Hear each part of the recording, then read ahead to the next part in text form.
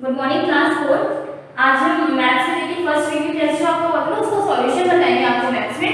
ठीक, सभी बच्चे तो ध्यान से देखें। फर्स्ट पहला प्रश्न है आपका गुणा करो, ठीक है, यानी कि मल्टीप्लाई करना है आपको। स्टार्ट करते हैं। 3 6 2 9 तो किससे मल्टीप्लाई करना है?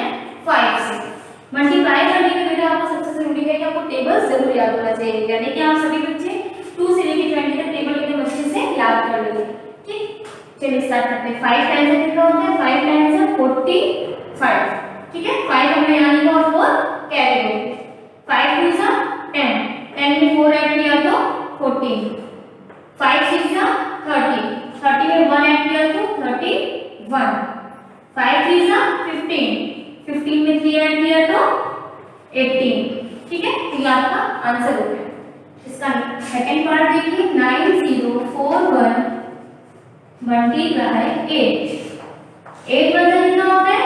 8 8 4 सा 32, 2 हमने यहाँ लिखा और 3 हमने कैरी लगा दिया। ठीक, 8 0 से कितना होता है? 0, लेकिन यहाँ पे देखिए आपको 0 में कैरी मिला है, इसलिए आप 3 का 3 ऐसे ही लिख लेंगे। ठीक है, 8 9 सा 72, ये आपका मल्टीप्लाई पूरा कंप्लीट हो गया। ठीक, इसके बाद इसी का दूसरा प्रश्न क्या था आपका मैथ्स में? घटाना, यानी को घटाओ या घटाना, यानी कि माइनस करना। इसका फर्स्ट पार्ट है 7 2 0 0 4 8 8 9 8 1। ठीक है, अब बताइएगा 4 में से 8 जा सकता है? नहीं, तो हम बगल वाले से कैरी लेंगे तो इसके पास भी 0 है, फिर ये बगल वाले के पास गया तो यहाँ पर भी 0 मिला, फिर अब ये किससे कैरी लेगा? अपने बगल वाले से, यानी कि 2 से। जब 2 ने इसको 1 कैरी दिया, ये तो 10 हो गया, और 2 के पास कितना बचा? 1। ठीक, अब इस 10 ने इस 0 को 1 कैरी दिया तो ये 10 हो गया, और यहाँ पे क्या बचा? 9। अब इस 10 ने इसको 1 कैरी दिया, और यहाँ पे अब क्या बचा? 9। ठीक, तो ये गलती कोई करेगा कि इसको एकदम ऐसे अच्छे से लिखेंगे तभी आप कर पाएंगे सॉल्व। 14 में से 8 जाएगा तो कितना बचेगा? 6।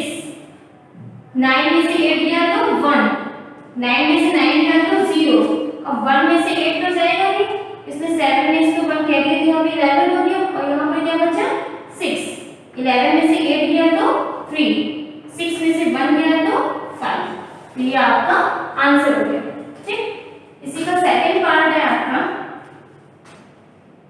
9 0 7 0 8 6 2 1 9 7। हम क्या करेंगे? सब्ट्रैक्ट करेंगे या माइनस। 8 में से 6 जाएगा तो कितना बचेगा? 2। 0 में से 2 तो जाएगा नहीं, इसलिए बगल वाले से कैरी लेंगे, यहाँ पे 10 हो जाएगा और यहाँ पे 6। 10 में से 2 गया तो 8, 6 में से 1 गया तो 5, 0 में से 9 तो जाएगा नहीं, तो बगल वाले ने कैरी दिया, यहाँ पे 10 हो गया, और यहाँ पे 8, 10 में से 9 गया तो 1, 8 में से 7 गया तो 1। ठीक है, इसके बाद आपका प्रश्न 3 क्या है? निम्न को शब्दों में लिखिए। निम्न को किसमें लिखना है बेटा? शब्दों में लिखना है, यानी कि आपको संख्या दे रखी होगी, इसको आपको किसमें लिखना है? शब्दों में लिखना है।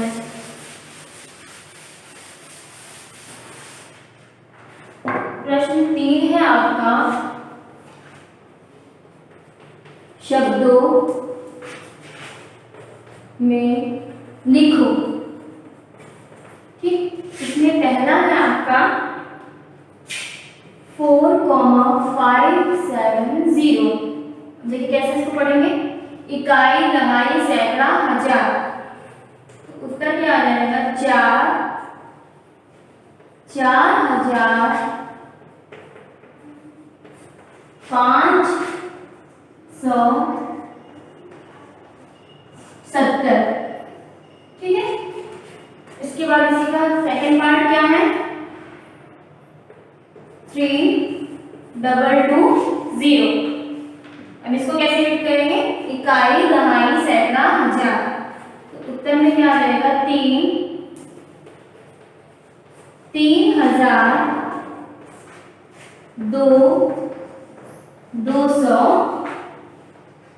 220। ठीक, इसके बाद आपका देखिए प्रश्न 4 है हमें क्या बताना है, स्थानीय मान बताना है। क्या बताना है, स्थानीय मान। ठीक, यानी कि आपको यहाँ पे एक संख्या दी होगी, उस एक संख्या में एक अंक के नीचे अंडरलाइन किया होगा, यानी कि रेखांकित मान का आपको क्या बताना है, स्थानीय मान। रेखांकित अंक का स्थानीय मान 9 2 5 6 8। 5 के नीचे क्या है, अंडरलाइन, यानी कि हमको 5 का क्या बताना है, स्थानीय मान। तो सबसे पहले हम प्रत्येक अंक का क्या लिखेंगे, स्थान लिखेंगे। 8 कौन से स्थान पर है, इकाई, दहाई, सैकड़ा, हजार, 10,000। ठीक, तो 5 कौन से स्थान पर है, 5 सैकड़े के स्थान पर, यानी कि 5 इंटू हम क्या लिखेंगे, 100। हमारा आंसर कितना आ जाएगा, 500। ठीक, ये 100 कैसे आया बेटा, क्यों, क्योंकि 5 कौन से स्थान पर था, सैकड़े के स्थान पर था, इसलिए हमने किससे मल्टीप्लाई किया, 100 से, यानी कि 100 से। इसी का सेकंड पार्ट देखते हैं। 7 8 6 9 1 और 8 के नीचे क्या है, अंडरलाइन है, रेखांकित किया गया है। सबसे पहले स्थान लिखते हैं सबका, इकाई, दहाई, सैकड़ा, हजार, 10,000। ठीक, 8 देखिए कौन से स्थान पर आना है, 8 हजार के स्थान पर आना है ना, तो 8 को हम किससे मल्टीप्लाई करेंगे, 8 का 1000 से मल्टीप्लाई करेंगे। ठीक, तो आपका आंसर कितना आ जाएगा, 8,000।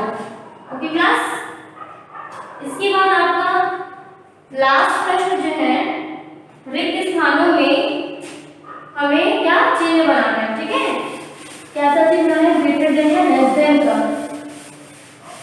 ठीक, यानी कि कौन किससे बड़ा है, ये आपको बताना है, कंपेयर करना है। प्रश्न क्या है आपके 5। ठीक, आपको प्रश्न 5 में ये साइन बनाने हैं। तो इसका फर्स्ट क्या दे रखा है, 5 4 3 7 0 0 डैश 5 4 3 6 0 0। और इसी का सेकंड पार्ट क्या है, 3 5 8 0 डैश 4 3 9 6। अब देखिए सबसे पहले हम क्या करेंगे, सब में प्रत्येक में हम अंक गिनेंगे, कितने अंक हैं, इसमें कितने अंक हैं, 1 2 3 4 5 6, और इसमें कितने अंक हैं, 1 2 3 4 5 6, दोनों में कितने बराबर अंक हैं ना। अब देखिए यहाँ पर भी 5 है, यहाँ पर भी 5 है, यहाँ 4 है, यहाँ भी 4 है, यहाँ 3 है, यहाँ भी 3 है, यहाँ देखिए 7 है और यहाँ क्या है, 6 है। तो कौन सा बड़ा हुआ, 7 वाला ना, ये 7 है। ठीक, इसके बाद दूसरा देखते हैं, 1 2 3 4, यहाँ पे 4 अंक है, 1 2 3 4, यहाँ पर भी 4 अंक है, यहाँ पे 3 लिखा है और यहाँ पे 4 लिखा है। तो कौन सा बड़ा हुआ, 4 वाला ना, इसलिए यहाँ पे ये सेट है। ठीक है, देखिए आपका मैथ्स का तो पूरा सॉल्यूशन जो है वो कंप्लीट हो गया। अब आते हैं हम हिंदी। ठीक, अब क्या करेंगे ना, हिंदी का सॉल्यूशन देखेंगे। हिंदी में जो भी प्रश्न थे उसके उत्तर तो हमने आपको फेयर कॉपी में करवा दिया था, तो आप लोगों को बस क्या करना था, उसको याद करके सिर्फ लिखना था। तो कभी भी अगर टेस्ट हुआ करना तो अपनी ईमानदारी सबसे पहले उसको अच्छे से याद किया करिए, उसके बाद टेस्ट दिया करिए। ठीक है, कोई भी बच्चा चीटिंग करके टेस्ट नहीं देगा। इसमें देखिए पहला प्रश्न है आपका, भाषा से क्या अभिप्राय है, यानी कि हमें इसमें क्या लिखना है, भाषा की परिभाषा लिखनी है। तो भाषा की परिभाषा क्या होती है, भाषा वह साधन है जिसके माध्यम से मनुष्य, भाषा वह साधन है जिसके माध्यम से मनुष्य अपने विचारों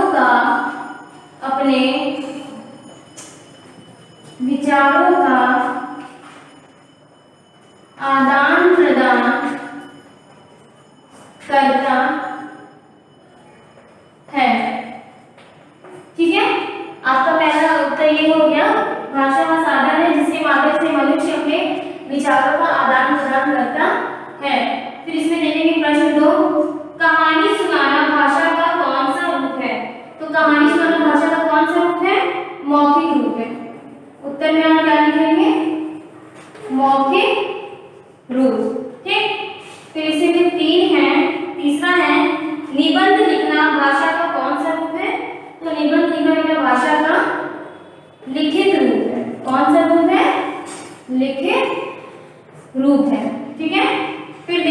क्वेश्चन 4, हमारे देश की राष्ट्रभाषा क्या है? तो हमारे देश की राष्ट्रभाषा हिंदी है। क्या है? हिंदी है। फिर प्रश्न 5 है आपका, मोहन जा रही है, इस वाक्य को शुद्ध करके पुनः लिखिए। तो मोहन क्या बेटा पुल्लिंग शब्द है ना, तो उसके साथ क्या लगेगा? रहा है। तो हम आंसर में क्या लिखेंगे? मोहन जा रहा है। ठीक है, तो यहाँ पर देखिए हिंदी का भी कंप्लीट हो गया। ठीक है क्लास, इसको अच्छे से ध्यान से एक बार देख लीजिएगा, जो भी गलती होगी उसको आप इम्प्रूव करिएगा। Okay class, thank you. Good morning class 4 Hindi medium. बेटा आज हम लोग आपका इंग्लिश का जो फर्स्ट वीक की टेस्ट था उसका सॉल्यूशन समझेंगे और करेंगे। ठीक है बेटा, तो इंग्लिश का जो फर्स्ट इंग्लिश का टेस्ट आपका यह था, फर्स्ट वीक की टेस्ट इंग्लिश का। उसमें बेटा फर्स्ट क्वेश्चन था आपका, right the definition of noun. Right the definition of noun. तो डेफिनेशन ऑफ नाउन इज, केवल आपको इसमें नाउन की डेफिनेशन लिखनी थी, जो कि मैंने आपको पहले ही एक्सप्लेन कर रखी है। फिर भी मैं आपको बता रही हूँ कि करेक्ट क्या था आपका। A noun is the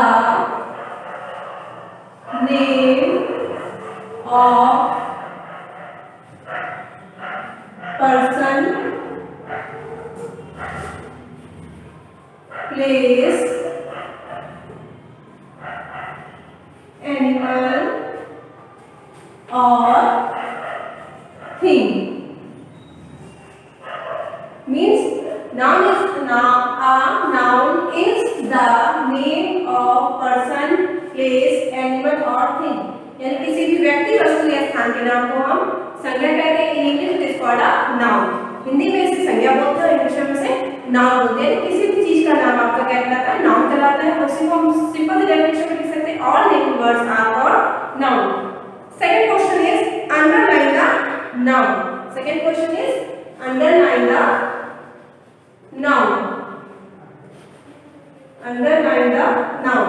First sentence in underline the question number 2 is, we love our country.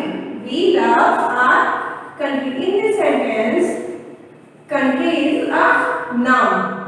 Country is a noun. एक आंसर है हमारा country. B sentence था हमारा, Mohan is playing cricket. Mohan is playing cricket. Mohan is a person name and cricket is a game name. So both are the noun and proper noun. ये आपके दोनों ही noun थे और noun में क्या था? ये आपका प्रॉपर नाउन। क्यों?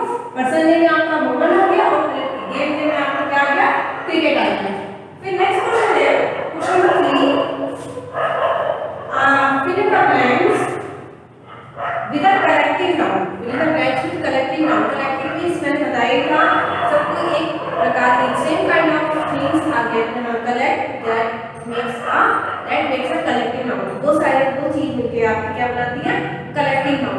कलेक्टिव नाउन मींस जैसे you know in your houses there are many keys in your house. बहुत सारी कीज जो आपके घर में होती है। क्या होता है? सारी कीज को इकट्ठा करके, चाबी को इकट्ठा करके और इसमें क्या करते हैं? गुच्छे में बंद कर देते हैं। एक आपका कीरिंग होता है, उसमें आप सारी चाबियां रखते हैं ताकि एक चाबी आसमान ना हो।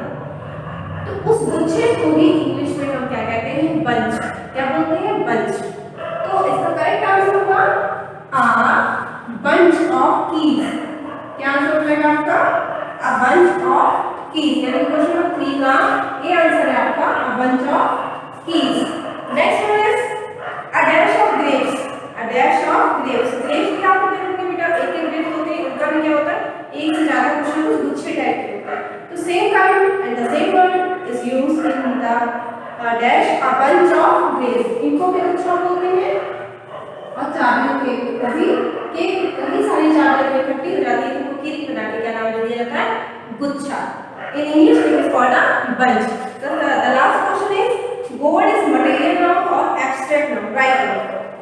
Material noun I have explain early, जैसा कि मैंने आपको पहले ही एक्सप्लेन किया था। Gold, the correct answer is gold is material noun. Gold is material noun. Gold क्या है हमारा? गोल्ड हमारा मटेरियल नाउन है। many things are made by the gold, जैसे कि gold ring is made by the gold and earrings and earring necklaces सब gold से बनते हैं. Just like that, the material of example one, we will take more example: wood, copper and silver, etc. तो material में क्या होता है? Material में वो चीज, वो नाम्स आते हैं जिनसे आप कोई चीज बना सकते हैं. और से हम table, chair, bed, dressing table, etcetera बहुत सारी चीजें बनाते हैं. कॉपर से भी बहुत सारे आपके वेसल्स यानी बर्तन बनते हैं. सिल्वर से भी बहुत सारे आपकी ज्वेलरी वगैरह बनती है. सिल्वर से और भी बहुत सिल्वर वेसल बनते हैं. ये सारे जिनकी वर्ड नाउन वो होते हैं जिनसे आप दूसरी चीजें बनाते हैं. So that is called a material noun. तो ये आपका क्या कहलाता है? Material noun. Okay class 4 Hindi medium, आपको सारा सॉल्यूशन मिल गया है. आज मेरे ख्याल से जितने भी सबके डाउट वो क्लियर हो चुके हैं. तो अब हम आपका सब्जेक्ट लेंगे पर्यावरण. क्या लेंगे ना? पर्यावरण. पर्यावरण में आपके क्वेश्चन आंसर आपके पर्यावरण के क्वेश्चन आंसर थे. उसमें भी आपको कुछ डाउट थे, उन्हीं डाउट को क्लियर करने के लिए सॉल्यूशन दे रहे हैं ताकि आपको किसी तरह का कंफ्यूजन ना आए. तो फर्स्ट क्वेश्चन ऑफ पर्यावरण शिक्षा इज मींस ईवीएस. आंतरिक अंग किसे कहते हैं? आंतरिक अंग किसे कहते हैं? आंतरिक अंग क्या होते हैं? जो हमारे शरीर के अंदर होते हैं वही तो हमारे आंतरिक अंग कहलाते हैं. तो इनको सिर्फ सिंपल सी डेफिनेशन लिख देना था. वे अंग जो शरीर के अंदर होते हैं वे आंतरिक अंग कहलाते हैं. बस इतना सा आपको मेंशन करना था. फिर आपका तंत्र किसे कहते हैं? तंत्र किसे कहते हैं? तंत्र में आपका आंसर था शरीर के कई अंग मिलकर दल की भांति निश्चित कार्य करते हैं. वो क्या कहलाता है? वो तंत्र कहलाता है. फिर आपका फिर से रिपीट कर देंगे एक बार. शरीर के कई अंग मिलकर दल की भांति निश्चित कार्य करते हैं और उसे हम तंत्र कहते हैं. ठीक. फिर नेक्स्ट आपका क्वेश्चन, क्रेनियम का क्या कार्य है? क्रेनियम का क्या कार्य है? मस्तिष्क हड्डियों के बॉक्स में सुरक्षित रहता है, जिसे क्रेनियम कहते हैं. क्रेनियम क्या होता है? यानी कि मस्तिष्क जो हमारा होता है उसको कवर करने के लिए एक बॉक्स टाइप का बना होता है जिसको हम साइंस की, पर्यावरण की या साइंस विज्ञान की भाषा में बोलते हैं क्रेनियम. नेक्स्ट है आपका मानव मस्तिष्क के प्रमुख भागों के नाम लिखिए. मानव मस्तिष्क के भी बहुत सारे पार्ट होते हैं. तो जो नाम है वो कौन कौन से नाम है आपके? वह हमारे प्राण मस्तिष्क, अनुमस्तिष्क, मेडुला. ठीक. फिर से बोल दे रही हूँ, प्राण मस्तिष्क, अनुमस्तिष्क और मेडुला. तो ये आपके पर्यावरण शिक्षा के क्वेश्चन आंसर से वो हम लोगों ने भी समझ लिया. इंग्लिश का सॉल्यूशन समझ लिया. तो I hope you have understand all the concept related to पर्यावरण शिक्षा एंड इंग्लिश. दोनों ही आप कॉन्सेप्ट क्वेश्चन आंसर के आपने समझ लिया होगा. Okay class 4 Hindi medium. Thank you.